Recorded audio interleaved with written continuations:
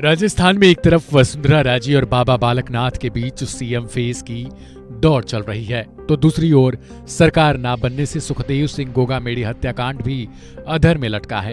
हालांकि जांच जारी है, पर शायद अगर सरकार बन जाए तो जल्दी इसे और तीव्रता मिले। हत्याकांड की परत दर परत खुलती जा रही है। यही वजह है कि हत्या में शामिल 3 लोगों में से नितिन फौजी, रोहित राठौड़ और उधम सिंह की गिरफ्तारी भी हो चुकी है, जिसके बाद अब एक एक कर इस हत्याकांड से जुड़े राज खुलने लगे हैं। पुलिस ने जब इन आरोपियों से कड़ाई से पूछताछ की, तब इस हत्याकांड पर से एक ऐसा पर्दा उठा जिसकी आशंका सभी को थी। आरोपियों ने पुलिस को बताया कि राष्ट्रीय करड़ी सेना प्रमुख सुखदेव सिंह गोगामेडी को जान से मारने की जिम्मेदारी विदेश में बैठे रोहित गोदारा को दी गई थी। प्लानिंग के तहत इस पूरे हत्याकांड को अंजाम दिया गया था। हालांकि इस हत्याकांड के बीच अब लोग ये जानना चाहते हैं कि आखिर सुखदेव के बाद अब उनकी आगे की जिम्मेदारी कौन संभालेगा। आखिर सुखदेव के पास कितनी संपत्ति थी? कहा जा रहा है कि गोगामेडी की 3 पत्नियां भी हैं। बताया जा रहा है कि इस हत्या के पीछे कहीं न कहीं प्रॉपर्टी विवाद भी एक बड़ा मुद्दा था। तो आइए जानते हैं कि आखिर कौन थे सुखदेव सिंह गोगामेडी और उन्होंने अपने पीछे कितनी संपत्ति छोड़ी है। चुनावी हलफनामे में उन्होंने अपनी संपत्ति साल 2013 में सिर्फ 9 लाख रुपए की बताई थी। इस चुनाव के बाद ही उन्होंने प्रॉपर्टी का धंधा शुरू किया था। वह ज्यादा से ज्यादा पैसे कमाना चाहते थे।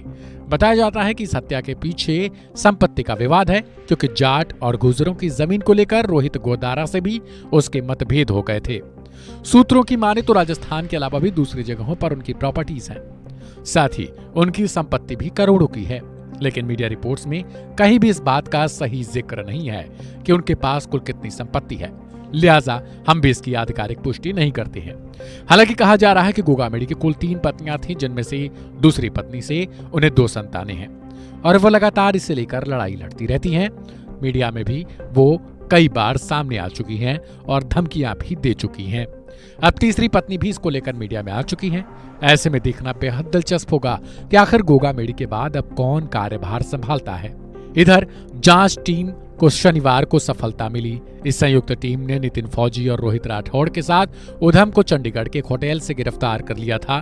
ये तीनों आरोपी चंडीगढ़ के सेक्टर 22 के एक होटल में छिपे हुए थे। हालांकि अभी तक की पूछताछ में जितने खुलासे हुए हैं वो भी नाकाफी हैं, क्योंकि आगे की पूछताछ जारी है और सुखदेव सिंह केस में आगे कैसे कैसे राज निकलकर सामने आएंगे, इसका इंतजार बहरहाल सभी को है। फिलहाल इस खबर में इतना ही। बाकी की अहम और ताजा अपडेट्स के लिए जुड़े रहें वन इंडिया हिंदी के साथ।